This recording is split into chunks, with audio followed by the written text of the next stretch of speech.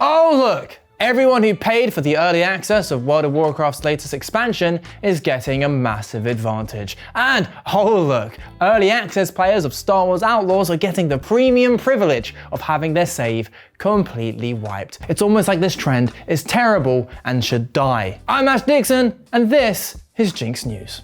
As someone who indulges in the toxic routine of playing each World of Warcraft expansion, getting bored after a couple of months and then forgetting about the game until BlizzCon when, ooh, a new expansion is coming, I've been rather excited to repeat my mistakes with the War Within. The problem was, this time around Blizzard was doing things a bit different. No, I'm not talking about Chris Metzen being back or the expansion being part of a trilogy. No, this time there would be a paid early access for the sweet price of $40. That's right, the base edition was $50 while the Epic edition with those sweet extra 3 days was $90. They do throw in 30 days extra game time and Squally, the storm hatchling pet, but let's be honest, Squally can get in the bin. No one cares. If anyone says they do, they're lying. It's like saying you're going to a strip club for the cocktails. Don't lie to me, son. We all know why you're here.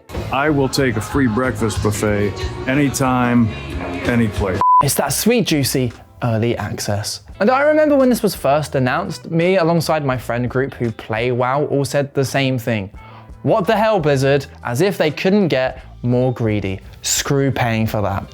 And well, guess what happened? Those suckers caved. The first one was like, well, I've been working loads of overtime and I happen to have that weekend off, so oh, screw it, I'll treat myself. The next was like, oh, I'm leaving the country on the day of full release, so I'll get the early access so I don't fall too far behind. And then the rest of them fell like dominoes. My other friends were like, well, everyone else is doing it and I don't want to miss out. And so another terrible practice gets normalized. It's kind of like how YouTube channels interrupt their videos mid-flow to talk about a sponsor. And speaking of which, today's sponsor is no one. Obviously, look at our numbers. Please subscribe.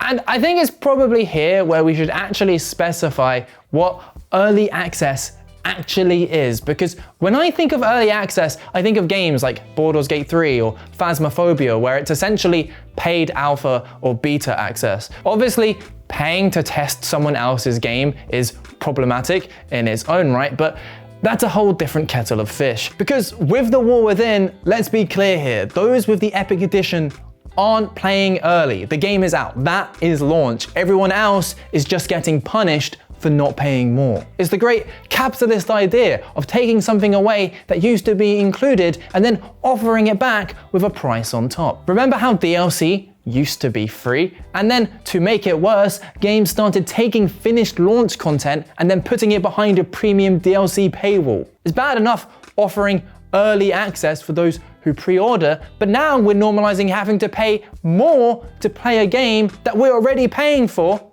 on the day it's out. That's insane. Games like World of Warcraft also have the extra implication in that everyone plays for the late game, and getting an extra 3 days gives you a massive advantage in not only leveling and gearing, but hey, you can also gather a whole load of resources that everyone needs and make a whole lot of profit from the scarcity. Now, Blizzard say they've countered this by locking mythic dungeons until a couple of weeks after release, and there's some restrictions with professions, but oh look, Blizzard massively messed up in an unintended way, which is screwing over everyone who didn't pay extra. Because anyone that's played the War Within will notice that the enemies melt like butter. In those earlier levels, you just destroy everything. It's kind of like that video of the 3 pro football players playing against a horde of children. Those mobs just have no chance. Now, this horrific balancing creates 2 problems. One, it made it feel like your character was getting significantly weaker even though you were leveling up. And 2,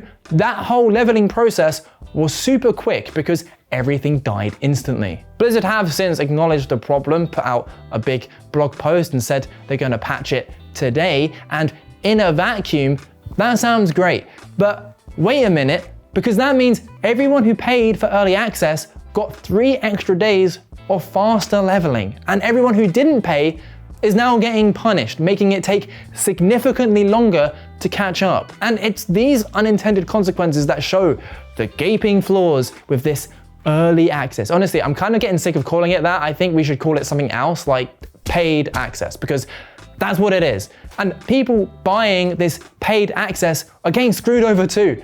Those who spent $110+ for Star Wars Outlaws, because why would you ever do that? They started playing it yesterday, and guess what? It's a huge buggy mess. In fact, it's so bad, players are getting stranded in space with no way to progress their game. Ubisoft's solution: roll out a patch and tell all of those affected to start a new save. That's right, you've paid for the privilege of losing all of your progress and having to do everything twice. We saw the same thing with the Payday 3 paid access. Cough up that extra money and boom, the servers will crash and it's completely unplayable. So yeah, it's pretty clear that this trend needs to die. It's predatory, problematic, and most of all, completely unnecessary. Because while Ubisoft and Activision are quite happy to disrespect their player base, you have the developers of the absolutely beautiful Sea of Stars planning to release a whole expansion next year completely for free. And it's on us as consumers to maintain that standard. Review bomb those games that offer paid access. Complain on the official forums, but